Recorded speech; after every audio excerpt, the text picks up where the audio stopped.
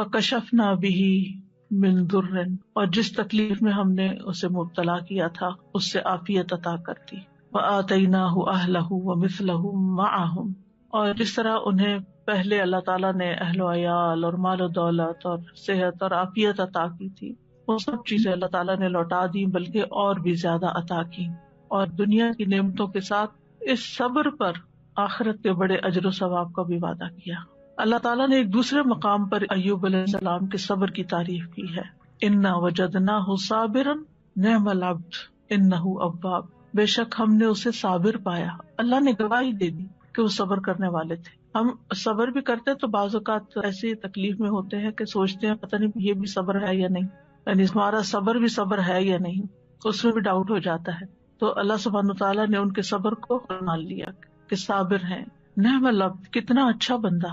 تو اس سے پتہ چلتا ہے کہ صبر کرنے والا، غم سے گزرنے والا جب صبر کرتا ہے تو اللہ تعالیٰ کا محبوب بن جاتا ہے. اور ساتھ ہی یقیناً وہ بہت رجوع کرنے والا تھا. یعنی اس کا یہ مطلب نہیں کہ پہلی دفعہ وہ دعا کر رہے تھے یا پہلی دفعہ وہ رب کی طرف انہوں نے رغبت کی تھی اتنے سال کی بیماری گزار کر، اور پہلے انہوں نے کبھی نہیں پکارا تھا. انہ اواب، وہ بہت زیادہ رجوع کرنے والے تھے رب کی طرف، بہت زیادہ اپنے رب کو پکارنے والے تھے.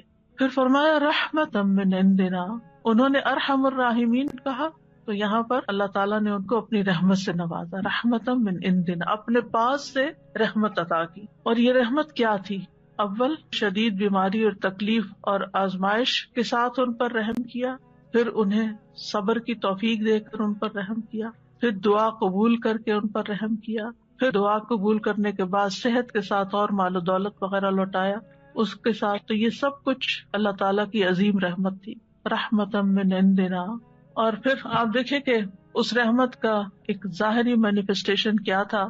ابو ہریرہ رضی اللہ عنہ روایت کرتے ہیں کہ نبی صلی اللہ علیہ وسلم نے فرمایا، ایک بار ایوب علیہ السلام برہنہ غسل فرما رہے تھے کہ سونے کی ٹڈیاں آپ پر گرنے لگی، یعنی جیسے بارش ہوتی ہے. ایوب علیہ السلام انہیں اپنے کپڑے میں سمیٹنے لگے. ان کے رب نے انہیں پکارا کہ اے ایوب، کیا میں نے تمہیں اس چیز سے بے نیاز نہیں کر دیا جسے تم دیکھ رہے ہو؟ یعنی مجھے معلوم ہے کہ تمہارے دل میں اس کی کوئی لالچ نہیں، کوئی رغبت نہیں، تمہیں اس کی ضرورت نہیں، تمہارے پاس اللہ نے پہلے سے ہی بہت کچھ عطا کر دیا ہے، تو تم پھر کیوں یہ سمیٹ رہے ہو؟ ایوب علیہ السلام نے جواب دیا، ہاں تیری بزرگی کی قسم، لیکن تیری برکت سے میرے لیے بے نیازی کیسے ممکن ہے، یعنی اس سے میں بے نیاز نہیں ہو سکتا.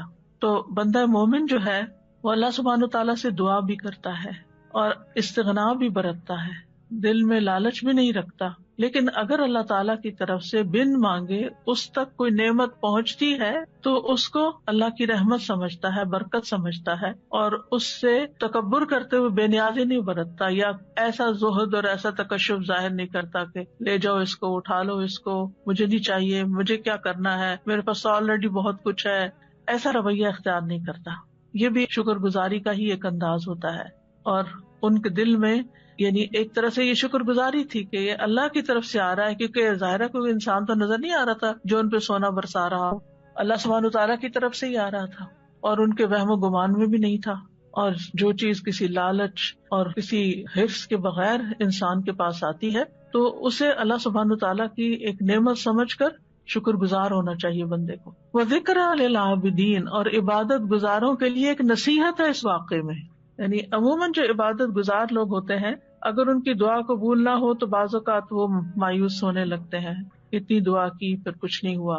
یا پھر یہ کہ بعض اوقات عبادت کی وجہ سے شیطان دل میں ایک عجیب سا خیال ڈال دیتا ہے کہ تم تو بہت نیک ہو اور تمہارا دنیا سے کیا تعلق، اور انسان صرف دنیا کو کریٹیسائز ہی کرتا رہے اور دنیا کو برا بھلا ہی کہتا رہے. تو ایسا نہیں ہے. یعنی عبادت اور اللہ کی نعمت دونوں جمع بھی ہو سکتی ہیں، جیسے ایوب علیہ السلام پر جمع ہوئی تھی کہ وہ عبادت گزار تھے، اواب تھے، بہت زیادہ اپنے رب کو پکارتے تھے، اس کی طرف رجوع کرتے تھے. اور اواب جو ہوتا ہے صرف دعا نہیں کرتا بلکہ نماز اور دیگر نیک اعمال کے ساتھ اپنے رب کی طرف رجوع کرتا ہے.